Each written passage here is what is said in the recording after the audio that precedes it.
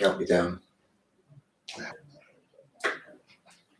Good morning and welcome to a Purple webinar, and I am delighted to have Nick Pressmeg from Essex County Council with me this morning. Good morning, Nick. Good morning, Mike. Would you just like to tell people who you are and your role within Essex County Council? I'm Pressmeg. I'm Director of Adult Care Services in Essex County Council, and I have been for the last 18 months, Mike. Excellent. And when we provisionally talked about doing this today, the title that we discussed was Why Disability Matters to Essex County Council. And I wondered whether you could kind of tell us. Yes, that's right. So thank you for asking. Well, as Director of Social Services, disabled people and the aspirations and rights of disabled people are absolutely the heart of what we're here for. For the council more broadly, I feel, like all councils, it's time to improve our track record. It's time to show our commitment. We're really pleased to be working with yourself and Purple to become a disability confident organisation. And it matters to us that Essex becomes disability confident, that our communities become disability confident, that we absolutely get the best of the potential of people in Essex, and at the moment there's a great well of talent there that we just haven't got the best from, and we haven't done what we need to do to make that happen for people. So it's absolutely at the heart of our ambition. It's a big commitment for the council. It's in our plans, and it's actually in our minds in so many ways. It's in our hearts in so many ways. We now need to put it into action. Brilliant. And you touch on disability confidence, and just for people listening in, Disability Confident is a government accreditation programme that is about the recruitment and retention of disabled people in the workforce. And Purple have been delighted to work with Essex County Council to help you on your journey. With a whole range of staff. And I always say to people, being disability confident doesn't mean you're excellent at everything. It means you have an intent and you have a commitment to staff who are existing in your organisation and to attract and retain new staff who happen to have a disability. And I just wondered whether you could tell us a little bit about the journey that your organisation has had and is going to continue to have around being disability confident. So we are not excellent at everything. We're far from it. And I think the first step in the journey is that self-reflection, is the understanding that there's an enormous gap between the ambition that you have as an organisation and the reality, the lived experience of disabled people who work in Essex County Council and who work in Essex. I think it's important, as you say, mate, that we're not crushed by our ambitions. Yes. We have to be practical, we have to be pragmatic, but our ambitions should be high. We should set the bar high for ourselves and for other employers in Essex. We only have 3% of our workforce who declare themselves to have a disability. Now, one, I know that's not the case, and two, we need to understand why people feel that they can't tell us that they have a disability. And actually, the number will be too low even when everybody does tell us that they have a disability. And we need to start thinking about what we do to make people more confident and to make ourselves more confident as an employer.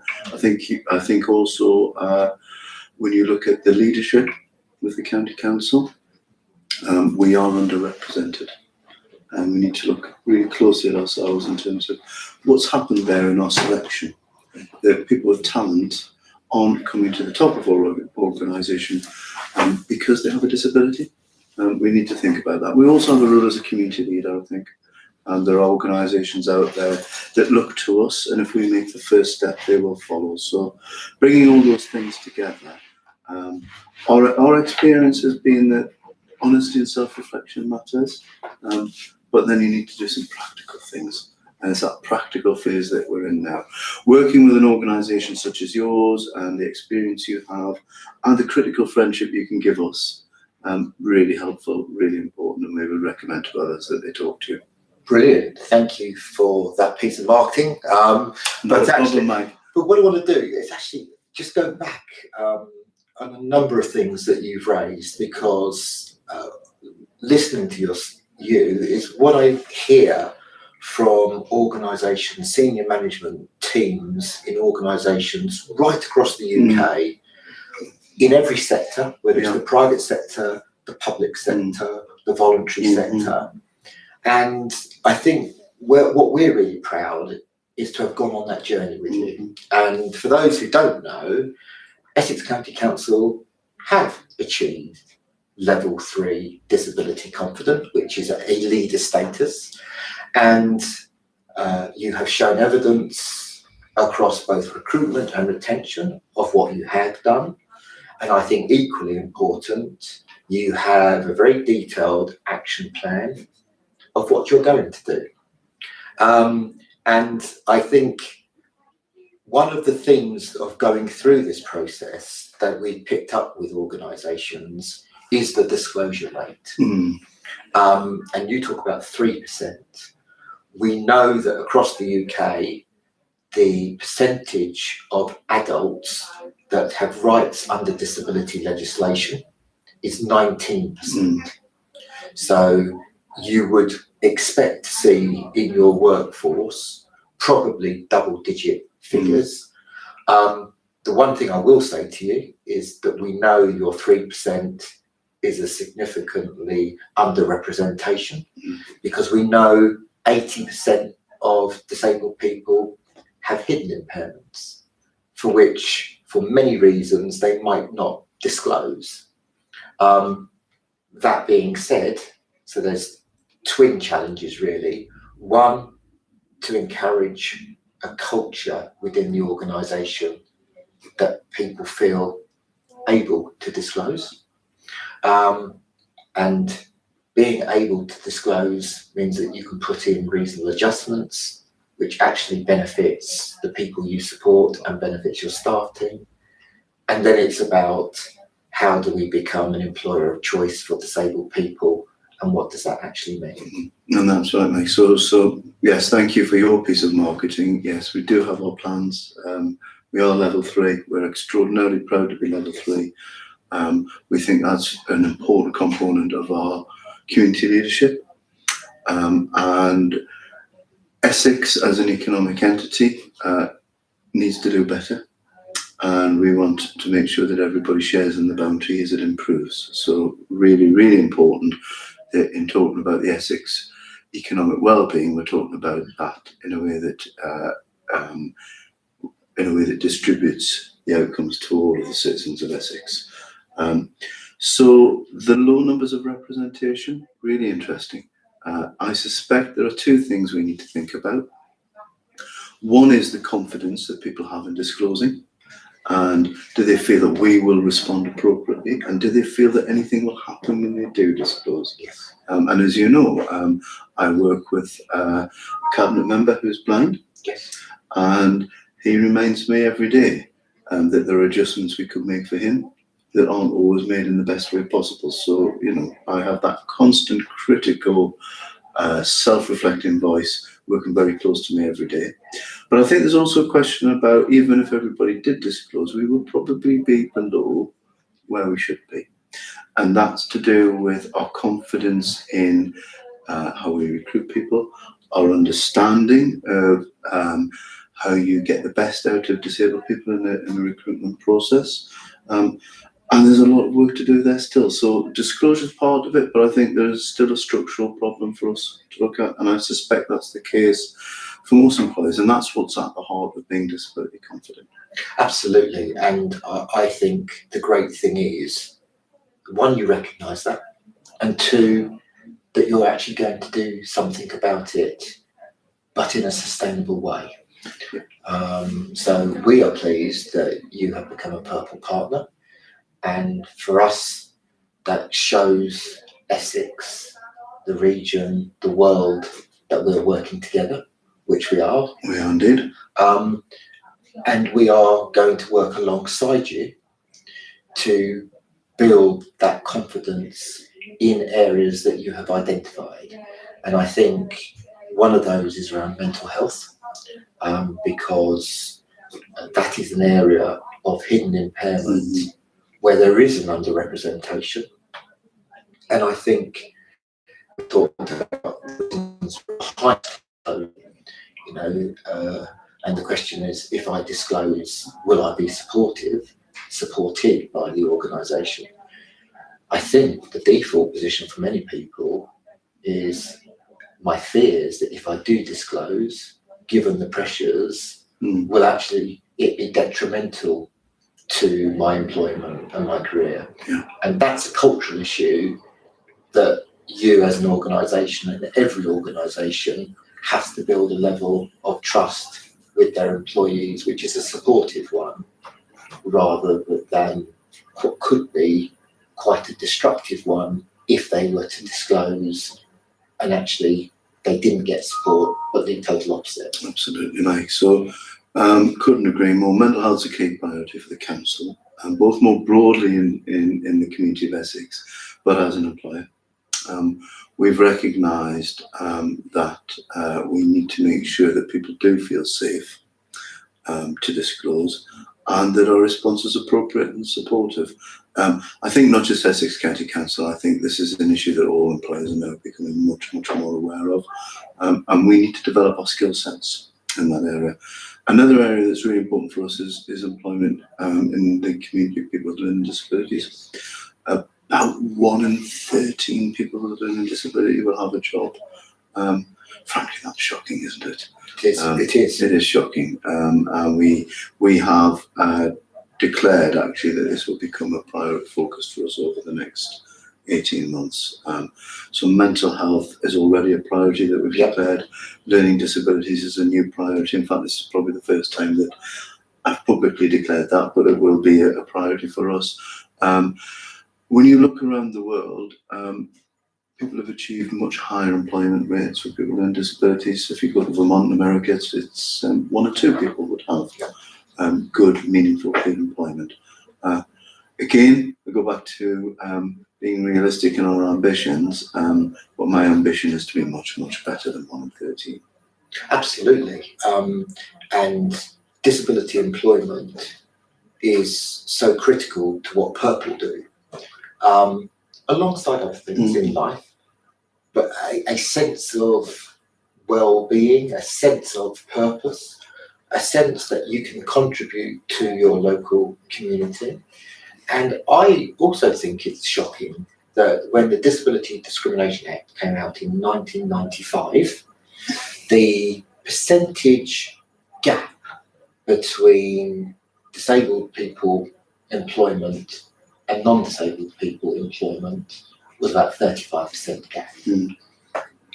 In 2017, as it was with the latest statistics, that gap is 32%. So in all those years, with legislation, with regulation, that dial has hardly moved. It's really stubborn. And then you start to look behind the numbers, and people with learning disabilities, mild, moderate and severe, are way underrepresented even in those figures for disabled people. So we're really pleased to be working with you on a sensible, reasonable but ambitious agenda to support people with learning disabilities on their road to employment and then into employment. And I think you've got to the heart of why this is so important. It's been a stubborn problem. We need to recatalyse the debate. It needs to have real commitment at the heart of it. So many good things have happened in other areas, and we now need to really focus our minds on why we haven't got more people in meaningful employment, why we haven't got more employers understanding that it's an enormous missed opportunity, frankly.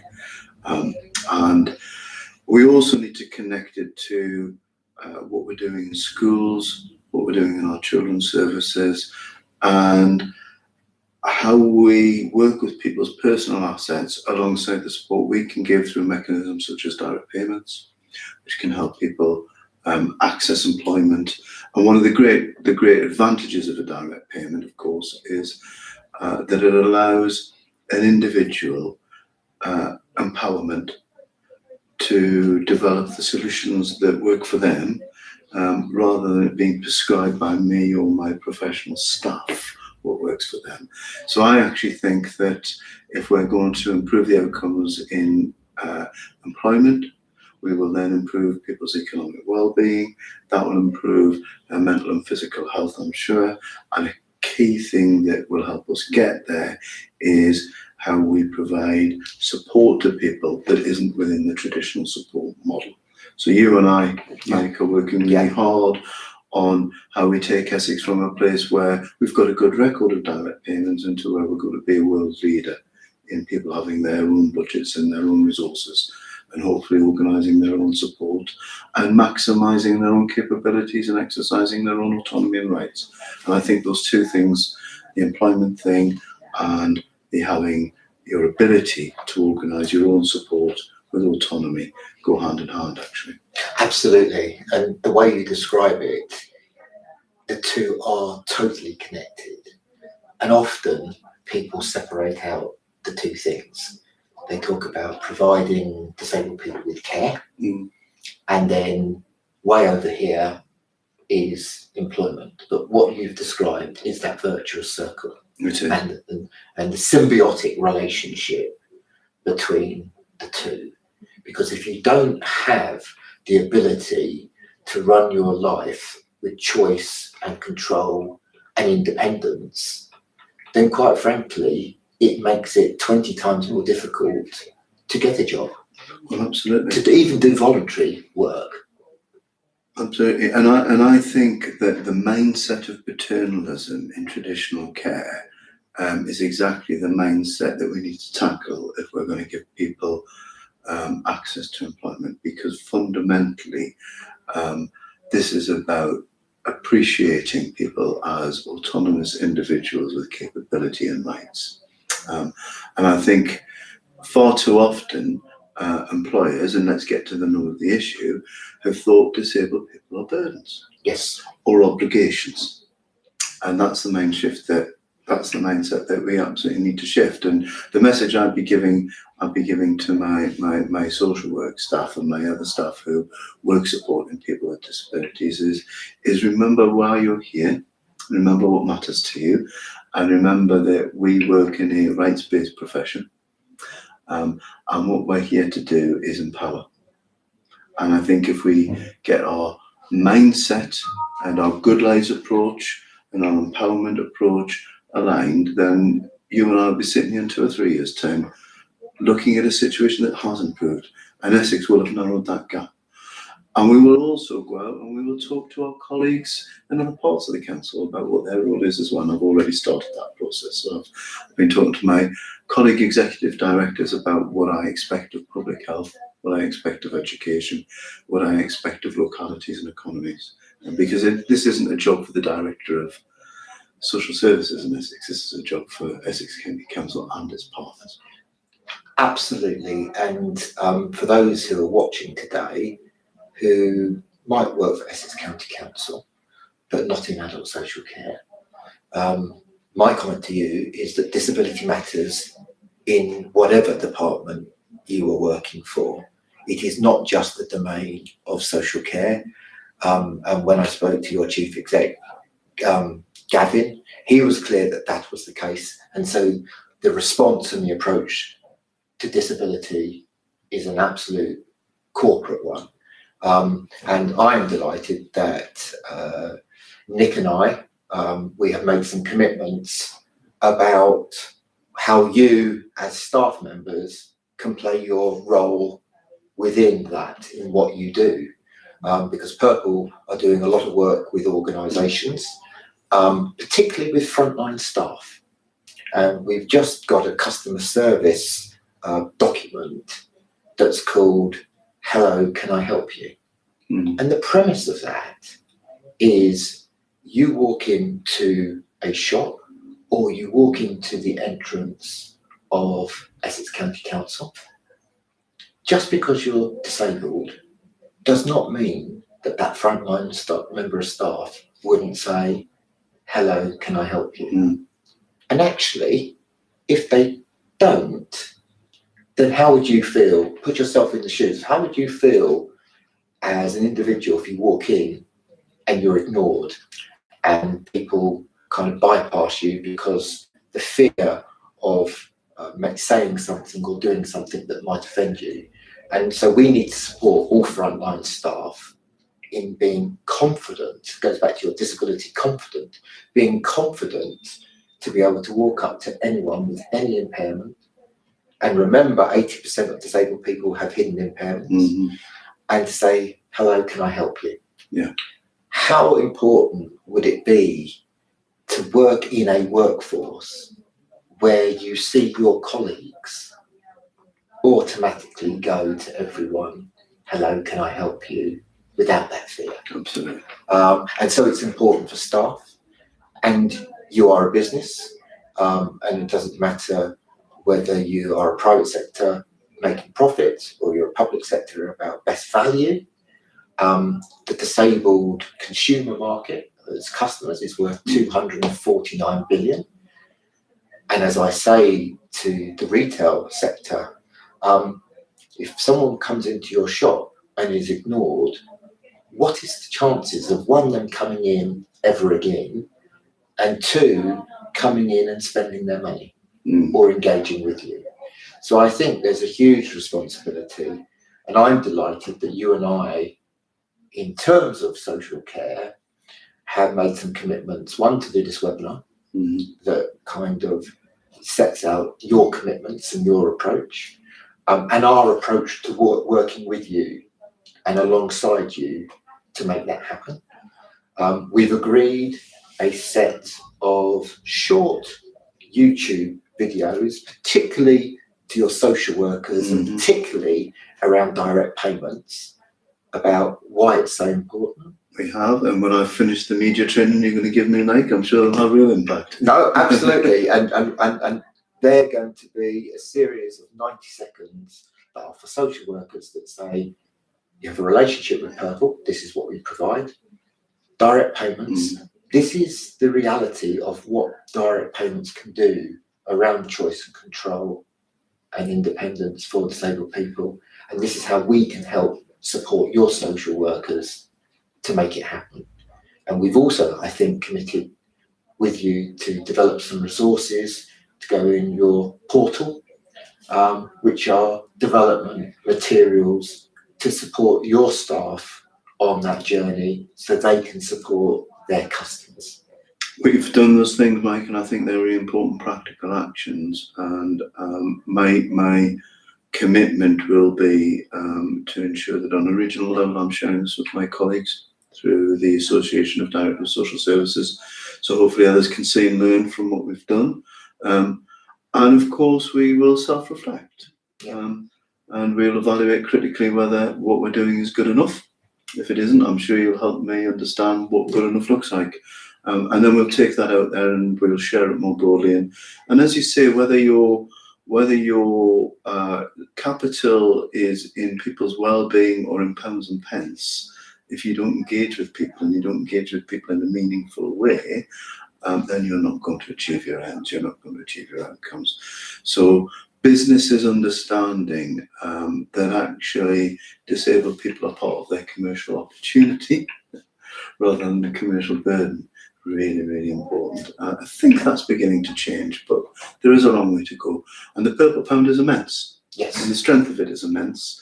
And we need to just understand how best we can get businesses to reflect on that and then take some purposeful steps. And it isn't just about the physical environment, it's about making sure that the online and the digital environment that people operate in is appropriately thought about as well. I get people aware for me to help with that bit. I'm a little I'm not as tech savvy as I need to. There is two of us in this room who are in the same place on the digital journey. But you know, the quickest uptake of digital technology is actually in the generation of people who are 55 to 75, and they tend to be format leapers, so they don't bother with a telephone line for their Wi-Fi. They go straight into a phone and 4G and run everything off that. And sometimes we forget that disabled people are ahead of the curve in some of this stuff. Absolutely. And again, we need to just reflect on some learning here for us and for businesses and for other organisations and other councils. Absolutely, and you've hit the nail on the head. So the statistics will tell you that the fastest growing demographic of people with access to the internet and using it on a daily basis are disabled people. So when we think about the direct payment service and the service we provide to you, it is incredibly important that we provide a service in traditional ways for people who want that service addressed in traditional ways. But increasingly, for many, many people, traditional ways are outdated and it doesn't fit in with their lifestyle.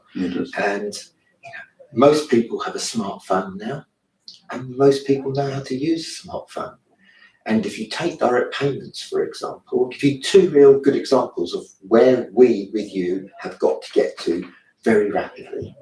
One, disabled people will be able to send their PA's timesheets from their phone and in electronic matter, not print them out, put them in the post. 3 days later, if you're lucky, it arrives.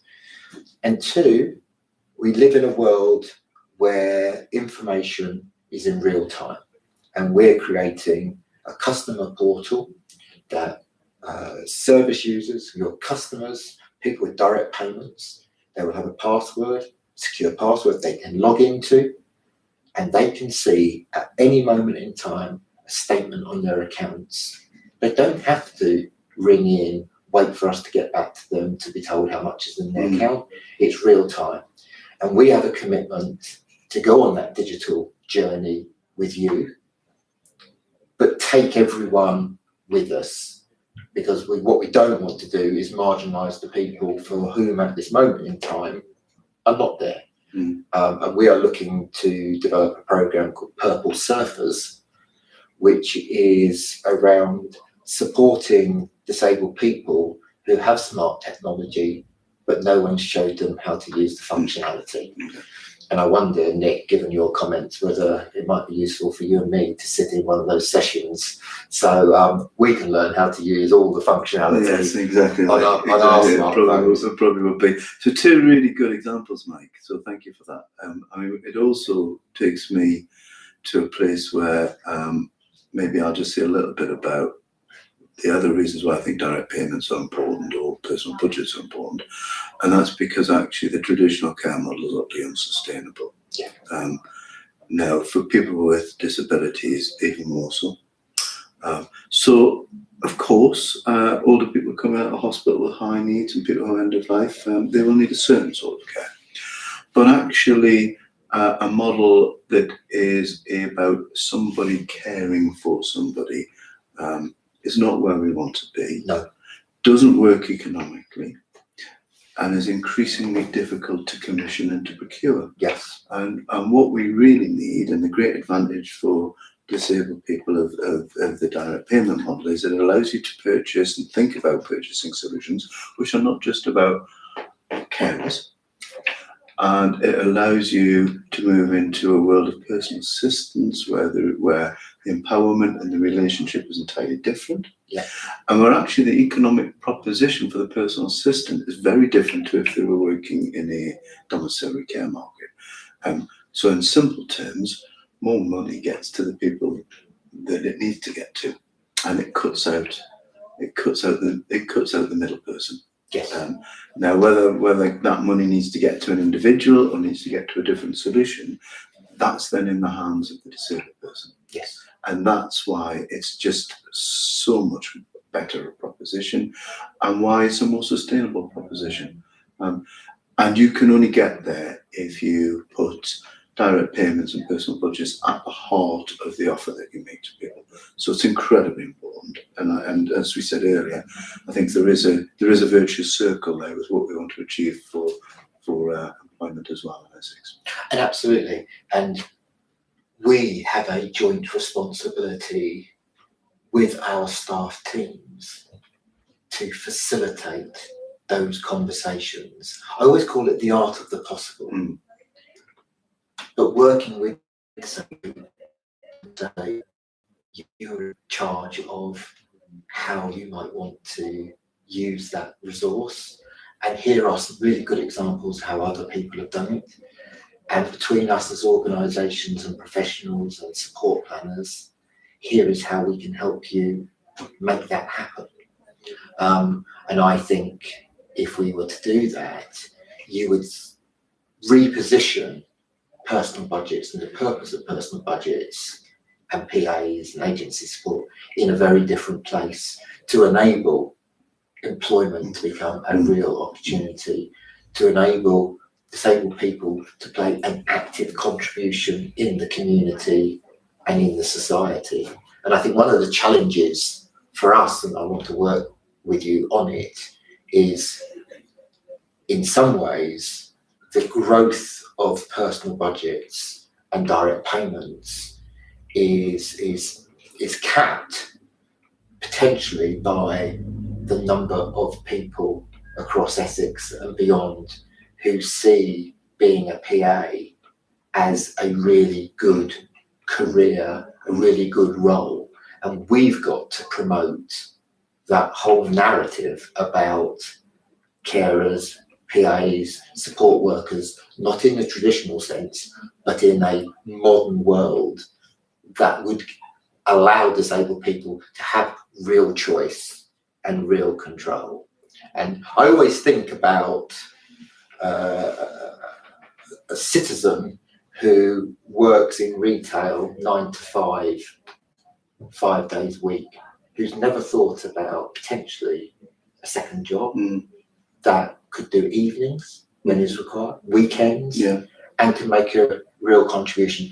We need to reach out to those people and excite them that this is a real opportunity to grow the market in order that disabled people can become more and increasingly innovative and creative in their solutions around that personal budget. Absolutely, Mike. So we need to transform what we do. People's aspirations are changing, and rightly. As ever, Mike, when I talk to you, I'm left with an impression of there is so much more to do, but there's so much opportunity to do it. Absolutely. And we're really excited as Purple with what we do, both to support direct payments and direct payment users, but also in your wider work around employment and understanding that virtuous circle. And I'm hoping, Nick, that we go global with this and this webinar trends, and that people actually watch it and listen. And I just wondered, as a way of finishing, if people who work in Essex County Council are watching this, is there one kind of thing that you would say to them as they go back into their job that they need to think about in terms of disability? I would say two things. Never forget that the disabled person is fundamentally the person who's making the decisions here. And never lose the passion and the values that brought you to the place that you're in now. Brilliant. Thank you. I think there's no better place to end. Can I just thank Nick for his time today? Can I just thank Nick for your commitment to disabled people across Essex and your work with Purple? I can put on record our commitment to working with you. That is what Purple is about. It's about addressing inequality for disabled people in society. And I look forward to working with you and meeting all your staff members at some point on their disability journey. Thank you very much, Mike. It's mutual. Very much enjoyed doing this. We'll do something else just like this as soon as we can. Brilliant. Thanks, Mike. Thank you very much, everyone. Thank you. Bye-bye. Okay.